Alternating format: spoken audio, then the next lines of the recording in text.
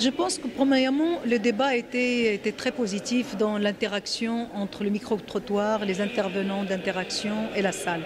Et donc c'est déjà une approche d'interaction assez collective.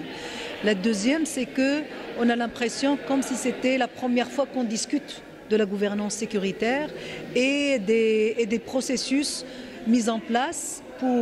pour assurer la gouvernance sécuritaire et les revendications de la société civile, alors que ce processus a été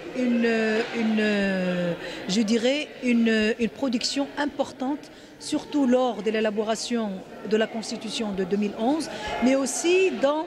tout le débat à l'intérieur du Parlement et pour la révision d'un certain nombre de lois. Actuellement, par exemple, le Code de la procédure pénale, il s'appuie sur cette production et capitalisation de la société civile et des universitaires. L'autre niveau, c'est que, à mon avis, autant l'élément politique est important, mais je pense aussi, et ce débat l'a bien confirmé, que le débat sur la gouvernance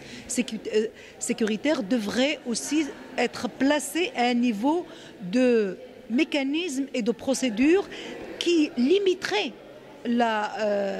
premièrement l'action des sécuritaires et de préciser exactement le processus de décision pour les sécuritaires, mais aussi dans la lutte contre l'impunité en cas